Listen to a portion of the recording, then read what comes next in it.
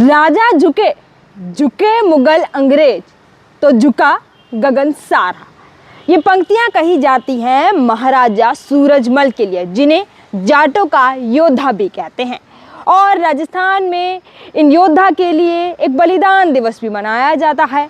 वो बलिदान दिवस बस कुछ ही दिनों में आने वाला है, 25 दिसंबर को, जब उनकी 80 लड़ाइयाँ जिन्होंने लड़ी हैं और एक लड़ाई को भी नहीं हारा है। यहाँ से लेकर हरियाणा, हरियाणा से लेकर उत्तर प्रदेश, उत्तर प्रदेश, राजस्थान, हरियाणा, तमाम लड़ाइयाँ लड़ी हैं और 80 लड़ाइयाँ लड़ी हैं इन्होंने, और एक लड़ाइयों में भी हार नहीं मानी है। इसलिए इन्हें जाटों का योद्धा कहते हैं।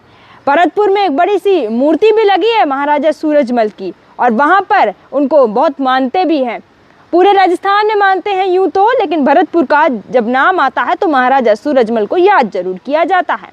उन्हीं मूर्ति के विवाद को लेकर जोदसिया गांव, जो कि नागौर और बीकानेर की सीमा पर है, जहां पर देर रात महाराजा सूरजमल की मूर्ति लगा दी गई थी, जिसके बाद आमने सामने दो पक्ष हो गए थे। एक पक्ष बोल रहा था ये मूर्ति ठीक लगी है, दूसरा पक्ष बोल रहा था ये मूर्ति यहाँ नहीं लगनी चाहिए। हालांकि लोगों को इससे कोई दिक्कत नहीं है कि महाराजा सूरजमल की मूर्ति यहाँ लगे या ना लगे। दूसरा पक्ष इस बात पर अड़ा हुआ है कि जब यहाँ पार्किंग की सुविधाएं नहीं है, जब यहाँ वाहन खड़े करने की सुविधाएं नहीं है, तो यहाँ फालतू की जगह बर्बाद करने की यहाँ पर कैसे सुविधाएं आ सकती हैं।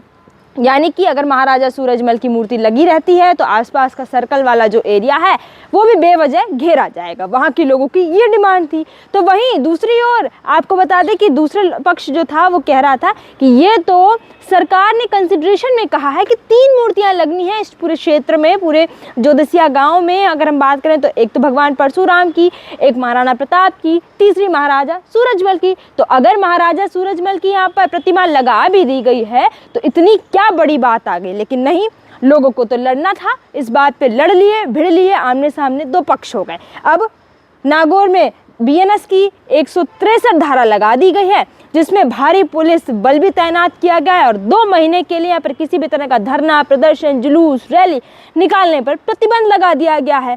एक और नया कांड होते होते बचा लिया गया है, 163 की धारा को लगा दिया गया है। और ये 2 महीने तक पूरी कहेंगे कि 2 महीने तक कोई भी यहाँ पर जुलूस, धरना, प्रदर्शन नहीं निकालने दिया जाएगा। पूरी तरह से इस पर प्रतिबंध लगा हुआ है। लेकिन ये रातों रात मूर्ति लगना, उसके बाद वाद विवाद होना और पत्थरबाजी होना, जहाँ पर आरएसी के नौजवान तैनात थे, पुलिस 9 थानों की पुलिस बल वहाँ पर तैनात था, पत्थरबाजी हुई, पथराव हुआ, फिर पूरी दोनों पक्ष पहुँचे एफआईआर कराने थाने में एफआईआर हुई। उसके बाद दोनों पक्ष आमने सामने हुए।